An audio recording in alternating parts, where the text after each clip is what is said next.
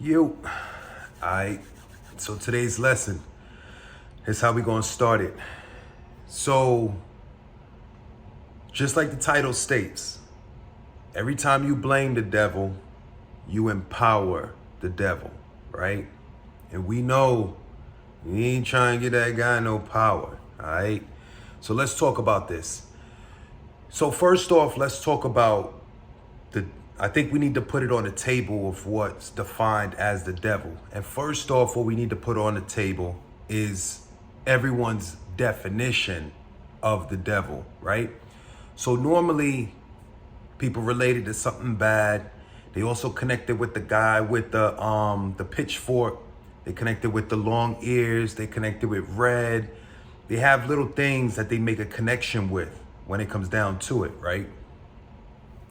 But what we're looking at is the idea itself. And what we always look at, which is the devil, that idea, is we want to look at it in a negative light, all right? We want to look down on it. We need to discredit it, all right? You don't want to give him any attention, any credit. You don't want to give him any attention for anything he does in your life. And that's because you have all good coming to you. That's because you think about all good things. And when you think about good things, that puts you in heaven. So what is this devil, right? Because some people got him labeled as the pitchfork guy, this, that, and the third. But I'm going to put it on the table like this. The devil's going to be any negative thought that enters your brain. Any negative thought that enters your mind, any self-doubt, that's negative. That's the devil, all right? Anything that's going to take you away from God is the devil. Now, how do you get taken from God? Because when you won with God, that's when you 100. That's when you a whole stack. What's a whole stack? That means when you walking through a dark alley, you say, I am strong. I am courageous. That's having God on your side, right? When you start to doubt yourself, like, damn, there was like 4 robberies down this alley last week. I could be the 5th. There it is. That's the devil who just sent that. He knocking on that shoulder, that ear right here. He's talking about, yo, there was 4 last week. You could be number 5. You know what I mean? And if it ain't a robbery, it could also be something more extreme. So as you continuously doubt yourself, that's how you are opening the door and inviting the devil, which is negative thoughts, inside. Now, if somebody asked me, I would tell them the devil doesn't exist. Why doesn't he exist to me? Because I don't allow negative thoughts to enter my brain. I don't allow the negative experience to come in my life.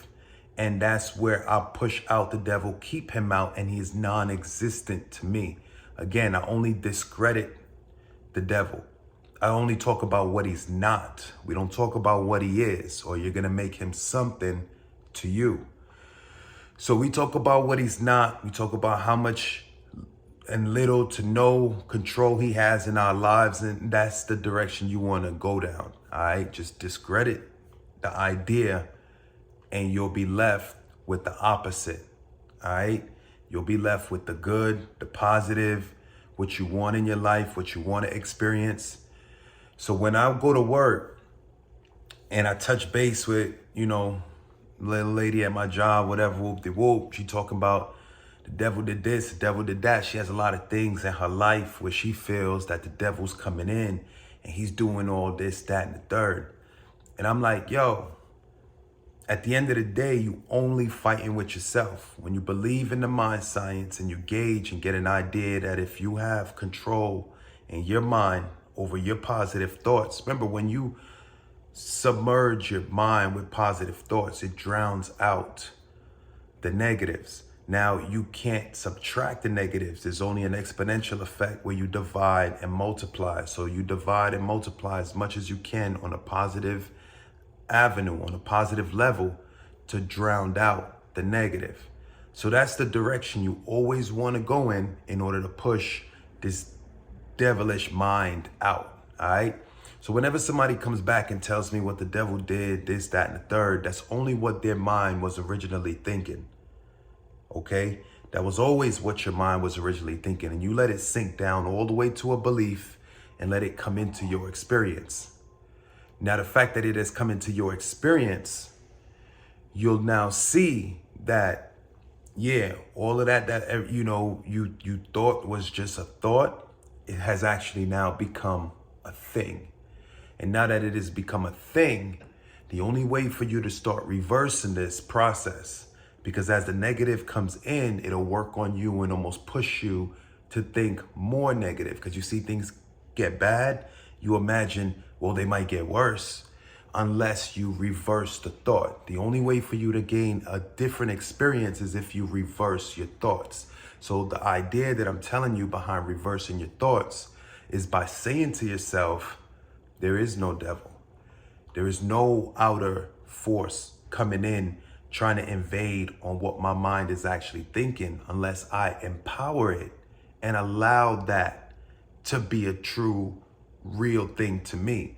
So when you allow those things to come in, when you got beef and problems with another coworker and you allow what you think they're thinking or doing, you allow those things to come into your mind. They're only negative thoughts. Remember, the person didn't come in and do all this, that, and the third to you. You envisioning like, damn, that is my enemy and they would do this to me and they would do the negative thoughts that's coming in. The fact that you take the time to sit down and conjure it up is what's taking you away from the God-like thoughts, the positive thoughts.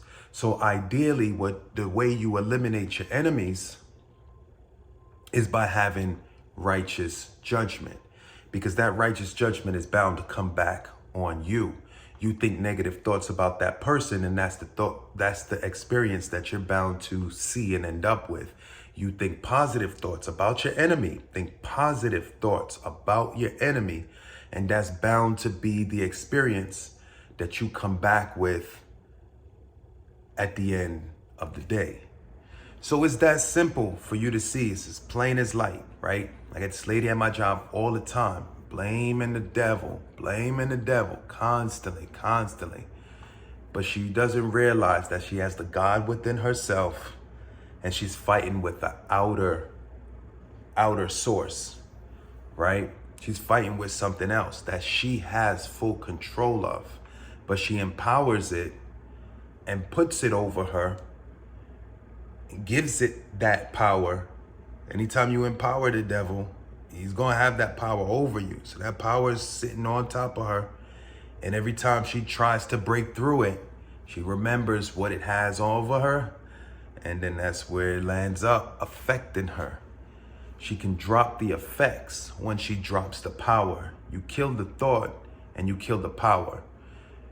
The only thing backed up behind all the power and anything that controls you, that moves you and does anything to you mentally, physically, emotionally, spiritually, is thought. You change your thoughts. You change how you perceive something. You change how you are thinking about something, and watch how much more or less power it has over you. All right? There ain't no devil, bro. That's the negative thoughts that are coming into your mind. That's the devilish thoughts coming into your mind. Erase the negative thoughts. It's possible, right? You can eliminate it. Erase the negative thoughts, and you'll see your power. Your life will be engulfed in good, positive, God-like power. I'm gonna get up off this one. Y'all know what it is. I'm out.